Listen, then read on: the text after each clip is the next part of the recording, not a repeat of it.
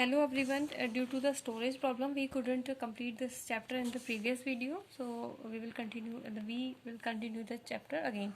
इसको आगे कंटिन्यू करेंगे. अभी प्रीवियस वीडियो में मैंने आपको समझाया था कि कर्नाटक और तमिलनाडु के बीच में पानी के डिवीज़न को लेकर के कावेरी रिवर के जो वाटर है उसके डिवीज़न को लेकर में कॉन्फ्लिक्ट चल रहा है. कर्नाटका ने अपना डैम बना रखा है कावेरी रिवर पे.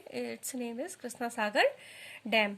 तो the water stored the Mettur dam in Tamil Nadu ने भी डैम बना रखा है जिसको मेट्रो डैम के नाम से जाना जाता है. और जो उसका पानी है it's used for crops grown in the delta region for that state. और उसके पानी को डेल्टा रीजन में यूज किया जाता है क्रॉप्स को ग्रो करने के लिए. तो जो कॉन्फ्लिक्ट है arise because both dams are on the same river. अब इनके बीच में टकराव हुआ है वो इस वजह से हुआ है क्योंकि जो दोनों डैम हैं they are on the same river. The down stream dam in Tamil Nadu can only be filled of if water is released from the upstream one located in Karnataka. अब जो तमिलनाडु का डैम है वो तभी जो मेट्रो डैम है वो तभी फिल हो पाएगा, उसमें पानी तभी हो पाएगा जब कर्नाटका उसमें पानी छोड़ेगा.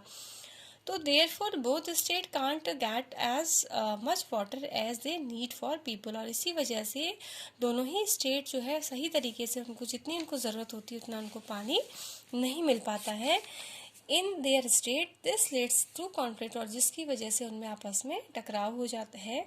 And the central government has to step in and see that a fair distribution is worked out for the both state. और यहाँ पे जो था सेंट्रल गवर्नमेंट ने भी उनके बीच में इंटरफेरेंस किया और जिसकी वजह से दोनों ही स्टेट के बीच में जो है पानी का एक फेयर डिवीज़न हो सके. और यही इनका जो केस है आज मतलब प्रेजेंट टाइम में वी कैन से ये सुप्रीम कोर्ट में चल रहा है. वहीं से इनको इंस्ट्रक्शन दी जाती हैं कि किसको कर्नाटका को किस तरीके से और कितना पानी तमिलनाडु के लिए छोड़ना है.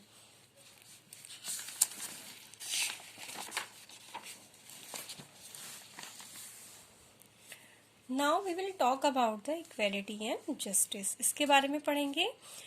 One of the key idea of a democratic government is its commitment to equality and justice. एक सबसे इम्पॉर्टेंट ये पॉइंट है कि हमारी डेमोक्रेटिक कंट्री का गवर्नमेंट का एक सबसे इम्पॉर्टेंट आइडिया है. वो क्या है कि उसका कमिटमेंट है, उसका प्रॉमिस है, उसका वादा है कि वो क्या करेगी इक्वालिटी और जस्टिस के प्रति जस्टिस लेके आएगी.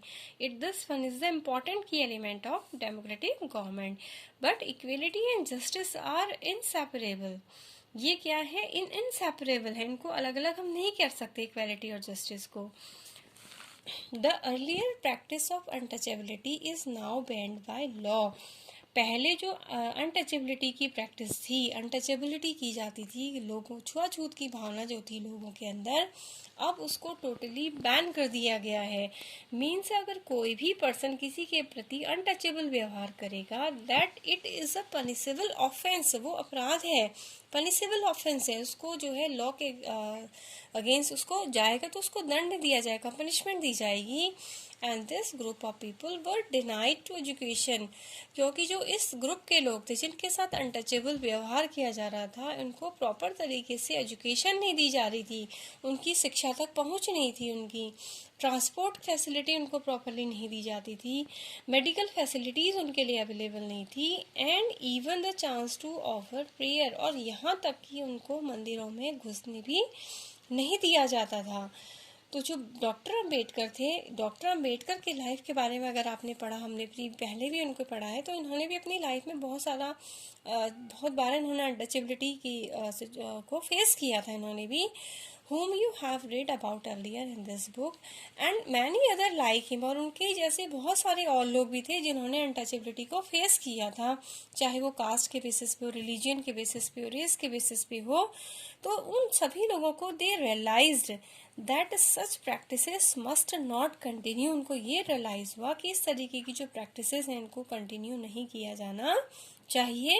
And that justice can only be achieved when the people are treated equally. और उन्होंने ये भी कहा कि हम जस्टिस तभी हम ला सकते हैं, सोसाइटी के अंदर न्याय हम तभी ला सकते हैं जब हम लोगों के साथ इक्वली ट्रीटमेंट करें, जब हम लोगों के साथ समानता का व्यवहार करें.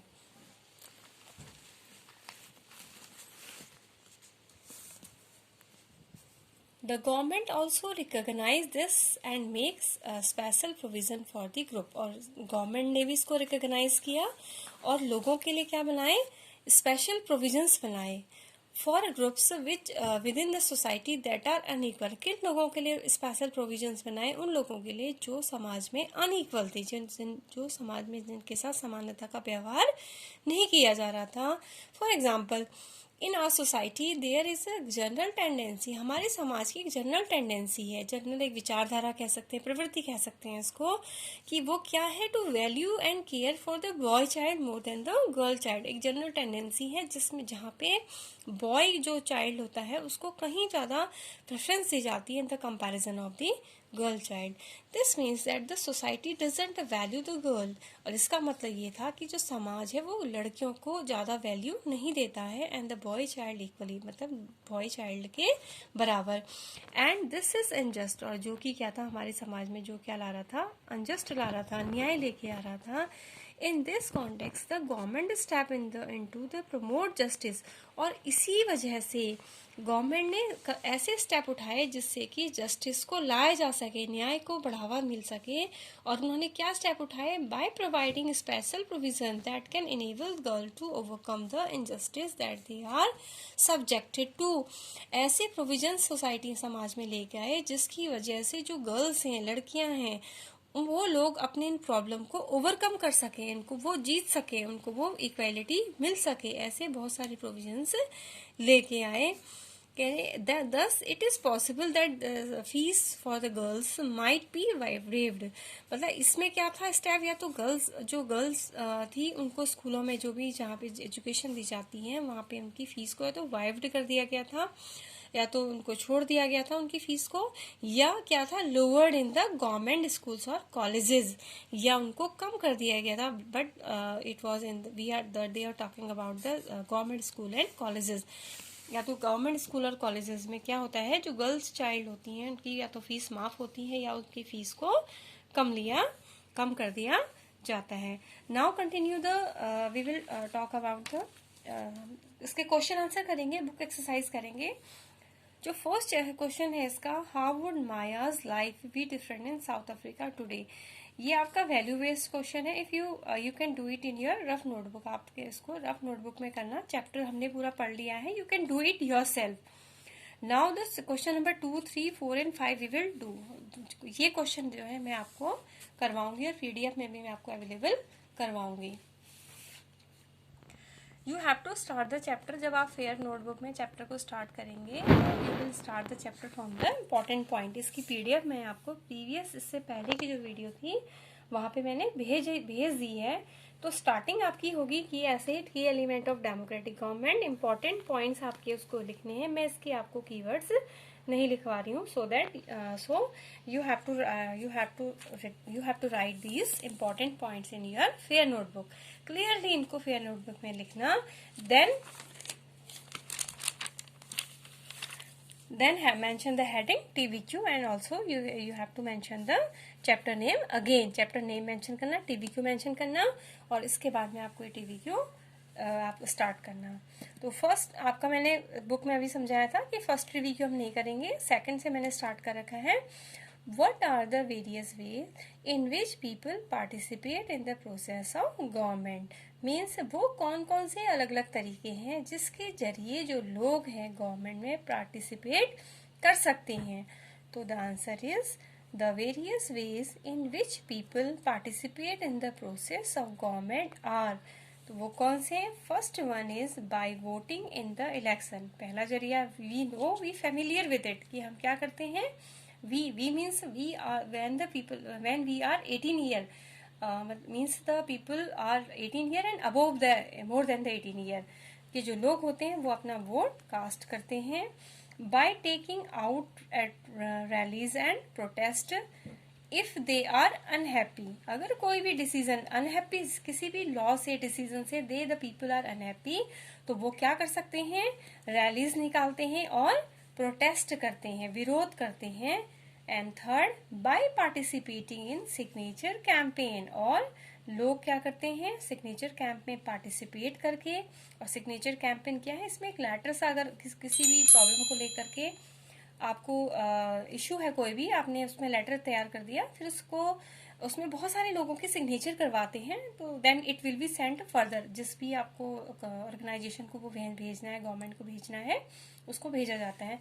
तो सिग्नेचर कैंपेन में पार्टिसिपेट करके and by participating in discussion on television and other modes of public platform, या कोई भी पर्टिकुलर लॉ को लेकर के जो हमारे टेलीविजन में है या न्यूज़पेपर वगैरह में, मैगजीन में जो है डिस्कशन किया जाता है, वहाँ पे डिस्कशन करके we can take participate in the process of the government. These are the 4 point you have to write in your fair notebook.